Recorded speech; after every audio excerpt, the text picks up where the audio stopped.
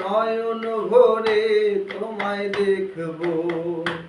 একটু দাঁড়াও দাঁড়াও ইয়া মুহাম্মদ, আমার নয়ন ভরে তোমায় দেখবো।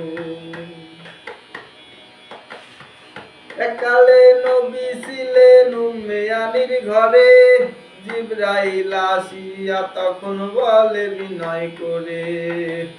এককালে নবী ছিলেন উম্মে আলীর ঘরে, জিবরাইল আসিয়া তখন বলে বিনয় করে।